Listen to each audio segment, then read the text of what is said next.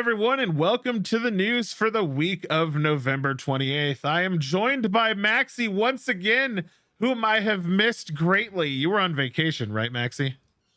Hello. Yeah, I was on vacation, and then I came home and got very sick. Yeah, that happened, and it was a tragedy, and you guys should have heard him, but there's no audio of that, so... I'm still recovering, but I pushed through, and I've made it to today's news. So I wanted to talk, but first off, I've been sick, so I've been playing a lot of video games, I've been playing a lot of Call of Duty and a lot of God of War, and something that happened to me in Warzone actually ended up in a news article, and I want to bring it up. Warzone 2 cheaters are flying around the entire map in boats. I've seen a lot of cheats, but I haven't seen the boat thing. So from my point of view, when I was playing, I was running it. I was on the roof of a building, like a stronghold or whatever, and I'd heard some gunshots. So I got all the way up to the roof, and I kind of peeked over, and then I just saw a rib in the sky, just zooming around, being shot at from all different directions. And I thought it was absolutely hilarious, and I got some great footage of it. There's a lot of stuff that's annoying, you know, when people hack and they cheat in video games and everything. I hate it, as does everybody else. Absolutely, right? Yeah. And I think we can all agree, if you're not, unless you are a cheater, then you probably don't agree, but cheating's pretty scummy. You know, you're ruining the fun for everybody else, and you're not very talented. Like, you know, it's pretty weak and all that kind of stuff. But this kind of stuff is really funny. Like, sometimes people use their ability to hack programs in games for the greater good. And it just made me laugh. Like, when I saw it, it didn't affect my gameplay in any negative way whatsoever. But I started noticing that it was popping up on TikTok and YouTube and everything. And it just, I don't know, it just made me smile. Like, hackers having the ability to, like, win any game they want and kill you in a moment's notice. Nah. Let's make this boat fly through the sky. It's just funny. I think it is really funny. It's just like I've seen a lot of this type of hacking crop up recently.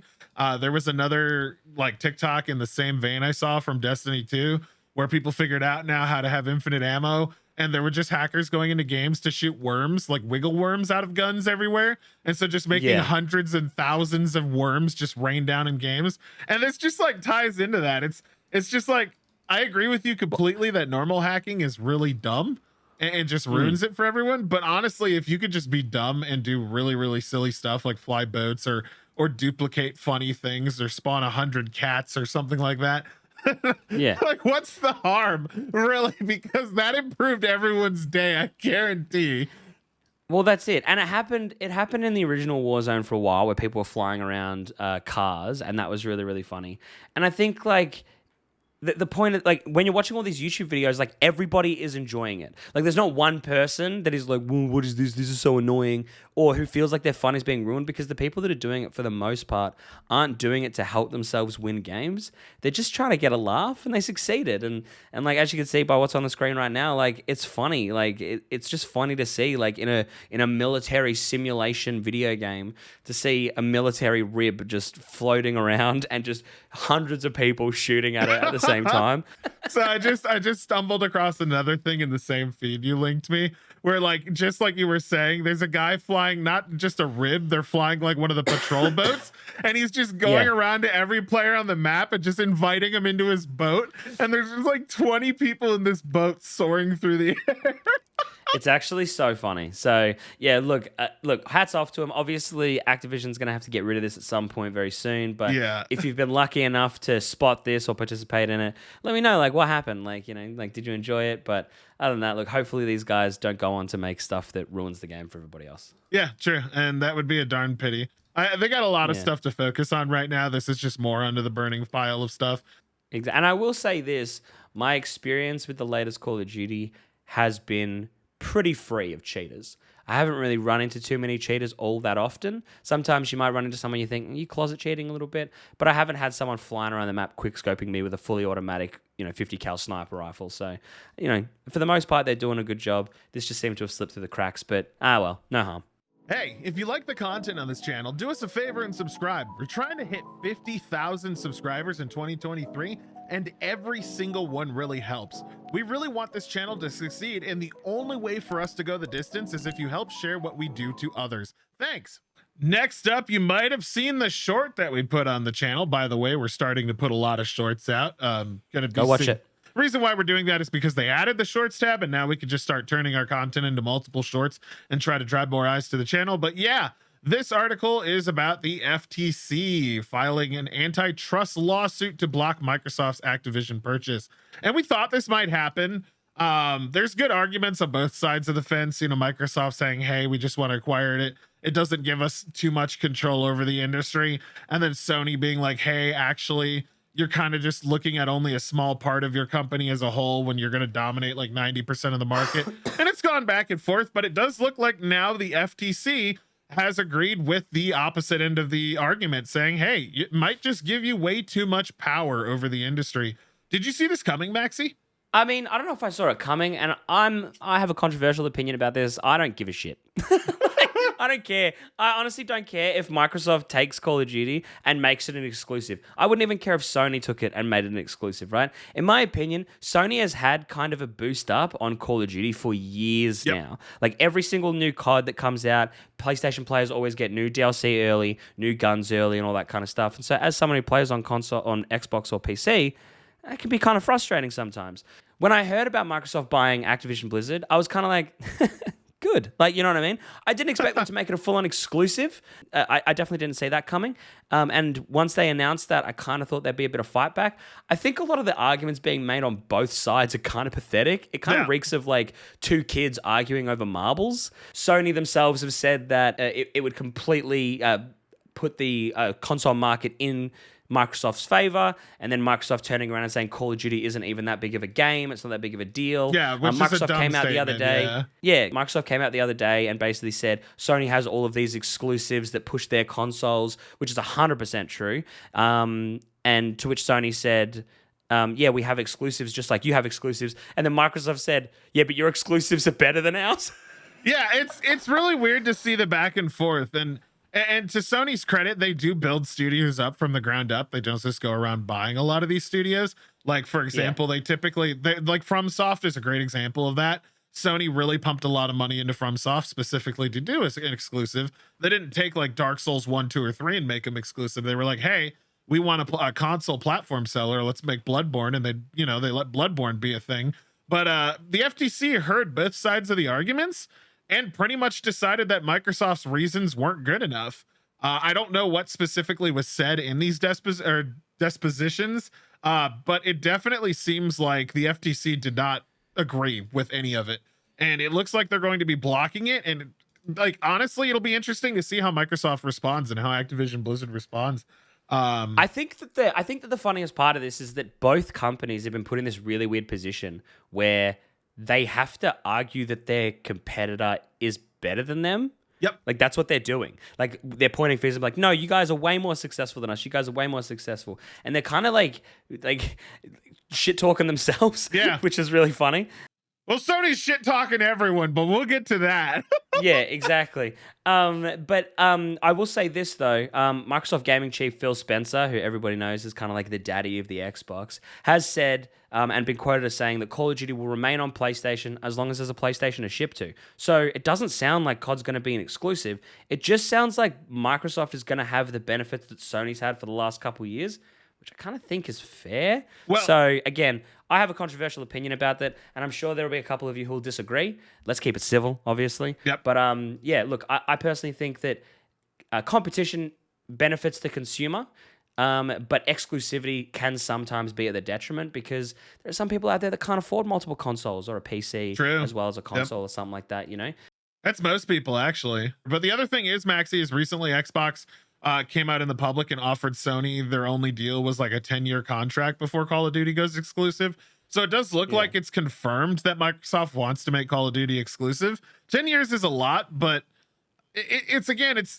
when they first announced this, they were parading around they weren't going to do it, and now they're like, we're going to do it in 10 years. And so honestly, none of this right now matters to me. I'm curious about what Activision Blizzard's going to do if this gets blocked.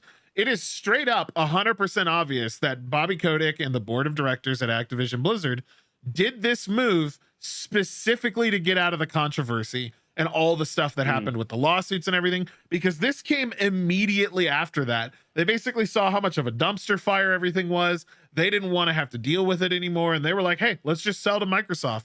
So it'll be really, really crazy to see the fallout. And I hope I hope it ends up good for everyone that works there, But I feel like if the executives are willing to just bail on this right now and are trying to sell it to Microsoft to begin with, what's going to happen if it gets blocked? It's clear they don't want to steer the ship anymore.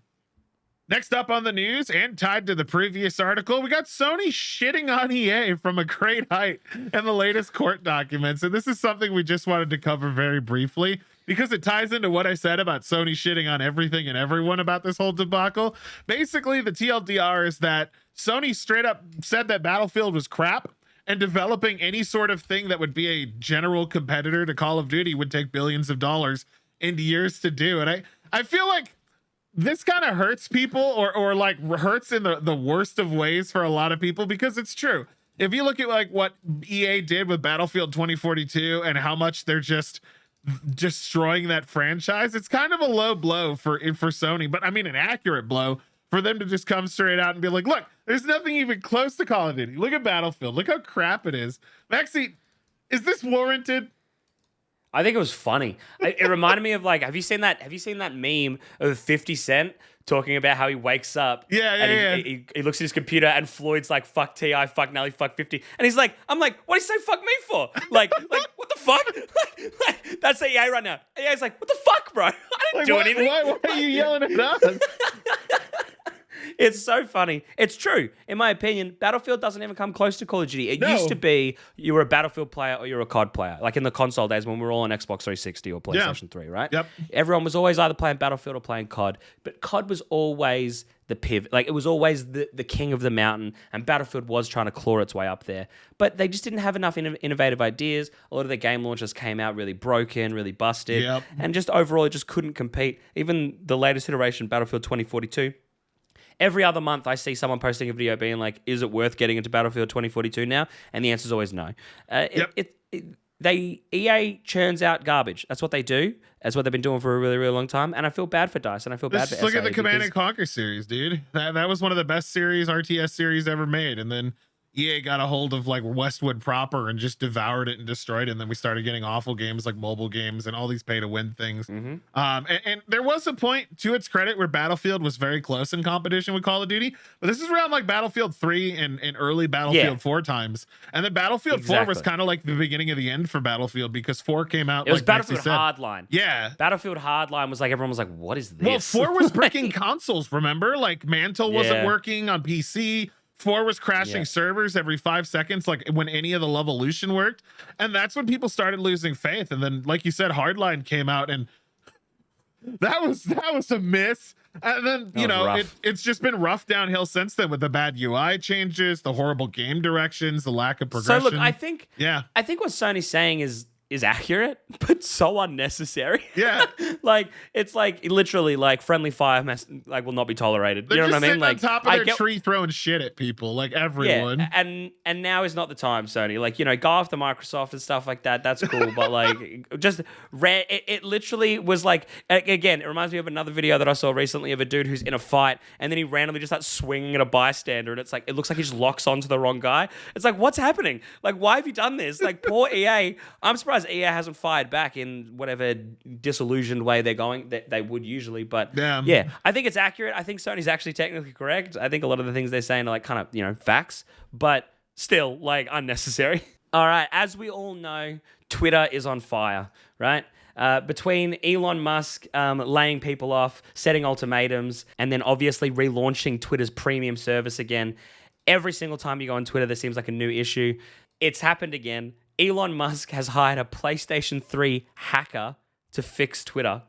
So George Hotz, who is best known for jailbreaking iPhones and carrier locking and hacking the PlayStation 3, has been hired by Elon Musk and has been set the most momentous technical challenge: fix Twitter in the next 3 months. So this one guy is being tasked with fixing essentially what previously took 2,000 employees around the world to maintain. So basically what happened was Musk previously tried to hire this guy for Tesla, but they had a falling out over the terms of the employment. Hotz wasn't happy with the payment details, the length of contract. Hotz later founded Comma AI, a company that developed a competing software against Tesla's autopilot AI. Musk then had massive beef with him in 2015 over whether a single person or a small company like Comma AI would be able to create autonomous driving software that can be used in real cars. He was actually quoted as saying that Hotz lacked intensive engineering validation capability. Back then, he clearly didn't think that an upstart like HOTS could unseat a major industry giant like Tesla. Fast forward to 2022, HOTS has praised Musk for letting go of anyone who didn't want to work at hardcore Twitter, in quotes. And Musk and him have then somehow rekindled their relationship. It's funny, isn't it? Now, Musk has reached out and basically hired him to come in and be like, look, you know what you're doing? Why don't we get someone like you, helping me fix this absolute dumpster fire? It's not going to be something he can do by himself. I mean, even in these articles that we're reading specific to this, it says that this is something a whole team of engineers, like several dozen people, need to work on, not just an individual person. If only he had that. If only he had like a massive team of qualified and experienced engineers knew the system, that knew the system and knew how it worked and knew what was missing and were already really like good that. at their jobs. Yeah. I've also heard there's an influx of those kinds of people in the unemployment line right now. So who knows? Maybe Musk could head out there. But I think that what's been happening right now is that HOTS has been fixing a lot of stuff that nobody really gives a shit about, which is very Silicon Valley-esque. But he's talking about getting rid of pop-ups and making sure that Chrome extensions work, when really that's not the big issue. At the moment, the big issue is people getting banned for criticizing Musk in any way, shape, or form. And obviously the massive influx of Nazi sympathizers that have been brought back onto the platform. I think we can all agree Elon's kind of lost his mind a little bit. Maybe it's after Elon having to watch his ex expose her dirty laundry in public in front of millions and millions of people, and it's kind of made him a little bit... But it generally seems like he's lost his mind. If you just scroll on Twitter for more than 5 minutes, you can usually see some really weird replies and responses set from him. He's trending almost every single day and never for any positive reasons. And he seems to be leaning very far to the right, even though he himself is expressing that, no, it's all about equality, it's all about free speech and all that kind of stuff. I tweeted out at Elon Musk that he was a stinky bitch, and I received a 12-hour suspension. Yeah, he got banned for that, yeah. Yeah, so luckily I fought it. I contacted Twitter and I was like, I haven't broken any of the rules. I didn't bully anybody about disability, race, gender identity, like anything like that. I called him stinky. So unless Twitter wants to openly admit that Elon Musk actually smells really, really bad, I think I should get my account back. Yep. And thankfully they gave it back, which is great. But it was still funny as just that my immediate tweet was... censorship, yeah. There's a lot more going on behind the scenes and a lot more things he needs to worry about. Primarily, one of the biggest things is that there was a massive privacy agreement that Twitter had with the FTC to be a platform. And there was a lot of security issues and security code that they had with the prior agreement with the FTC, which still applied when he bought the business. Essentially saying that like everything that Twitter changed, if it was even a small change, like even if Twitter sneezed, the FTC had to have their security analysts look over Twitter and go over the changes in the code to make sure there wasn't a huge security violation at any sort. This is still in effect. And the reason is because like a bunch of congressmen and senators and I think Obama's account got hacked back in like 2008 or something or something around that time. But it was this huge security agreement happened afterwards. And one of the biggest things that the like legal people are talking about is that the FTC there was a bunch of whistleblowers at Elon's law firm too. The FTC has the right to basically fine Elon and Twitter like tens of billions of dollars for the amount of violations that they're doing right now with the agreement they have. And so this is like you said, Maxie, there's a lot of dumpster fire issues, but like really when it comes down to it, him trying to fix the engineering thing is going to be the least of the problem because Twitter's going to get sued into the ground soon because of what's going on. And it'll be interesting to see what happens. It's definitely the least of his problems. His net worth has dropped by $9 billion since purchasing Twitter for $44 billion. The company itself has been, as of today, has a market cap of $41 billion. So that's almost a 10% drop in value since Elon Musk has taken over. Like he's kind of lost his mind. And a lot of people who have been avid supporters of him for a very, very long time are kind of starting to be like, okay, hang on, maybe this man has lost his mind. So I don't know what's going to happen with Twitter. I don't know if it's going to last. Every now and then people start talking about the fact that it's gonna fall apart, it's going to crash, it's going to end and everything like that. I don't think that's necessarily going to happen. I don't think it's going to go away anytime soon. But it's going to get sold to a Chinese company. You reckon it'll get sold to China? I think it'll get sold to China. I think it'll be his last fuck you. I genuinely, this is my prediction. I think that he's going to absolutely get overwhelmed. I think the FTC is going to file several security breach lawsuits against him because there are existing agreements that he's absolutely totally violated to the point where his own legal team has quit and bailed out. like a lot of them, because they're like, we can't defend, like we're screwed. I think his last fuck you to everyone that he sees as a threat, aka, you know, people that think this is a bad idea for him to own this, is going to be to sell it to like one of the most controlling governments or companies in the world that's connected directly to a government. That's my prediction. He's just going to bail out and sell it to like China or something. And that's going to be horrible if it happens, but I hope that doesn't happen. It just seems to be like, that would be such a him thing to do as like a final goodbye. And that would be Now so pay your $8. bad. Now pay your $8. Pay your $8. Anyway, moving on. Finally, today we're going to talk about the fact that the God of War Ragnarok director, which we will be doing a review discussion on, would love to take a swing at Castlevania. Maxi, are you a huge Castlevania fan? I'm not a huge Castlevania fan. I played a little bit of it on PlayStation 1. I do like the stories and the lore. I watched the Netflix series. That was good. The Netflix series was amazing. Yeah. Yeah, so the Netflix series was absolutely phenomenal. I think that in the right hands, it could be amazing, because Castlevania already has set lore and set stories and everything like that. There's so much to work with for the game. Yeah, for sure. I'd be very interested in seeing it in the hands of Santa Monica Studios and seeing what they can do with it, because in my opinion, at the moment, Santa Monica Studios can do absolutely no wrong. God of War Ragnarok is pretty phenomenal. I would honestly love to see a Castlevania in an open world setup like Elden Ring. I feel like there's a lot of stuff you could do. You could definitely do it Breath of the Wild style, where it's like Ganondorf's the final castle, Dracula's the final castle. Like you could go try to fight Dracula right at the beginning and get your ass just fucking decked. You know, like with a leveling system and all that. That would be awesome. I think that would be really good. You know, maybe start like as just like a, you know, with the Netflix, how you were just like a Belmont, and then earn your reputation, get people to side with you, get help, find characters to come in and help you fight Dracula, like all this other stuff. It would be really, really good. And I would love to see them try it, because like you said, they haven't done anything wrong recently. They've made a lot of bangers. Their games are really good. Both the Ragnarok game or both the God of War games are really fantastic. It would, I don't know. The chance is very low though, because like Konami hasn't really done anything with Castlevania in a very long time other than the Netflix show. And as far as like proper games, they just don't seem to be interested. So maybe their idea maybe they'll be willing to sell the IP off to Santa Monica. But again, it also comes with the fact that like Konami is a direct competitor to Sony in a lot of ways, and Santa Monica is owned by Sony. So it really just comes down to whether or not Konami will be willing to work with Sony. Unfortunately, like when it comes to like Japanese video game producers and companies, they don't budge, even if it makes a lot of sense, if they don't like each other. It's very, very like old feud type of stuff.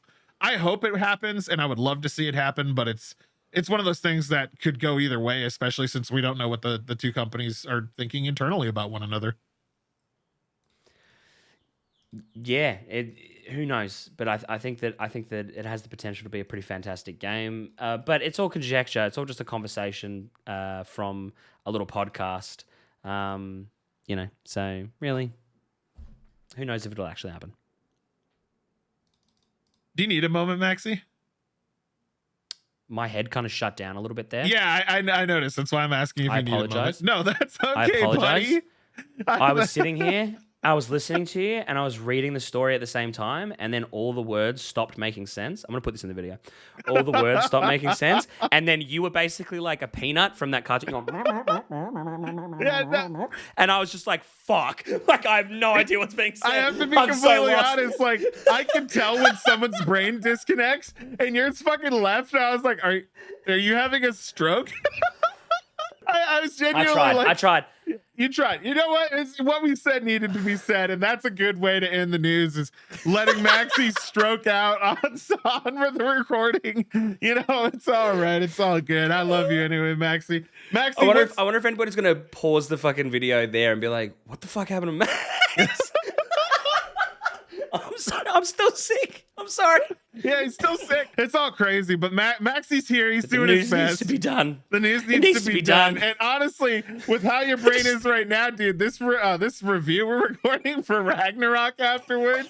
Oh, this is gonna be great, dude. But yeah, thank you so much for watching the news. Just because Maxi's dying, I'll give you the comment prompt. I want you to think of your most ridiculous apocalypse scenarios for Activision Blizzard.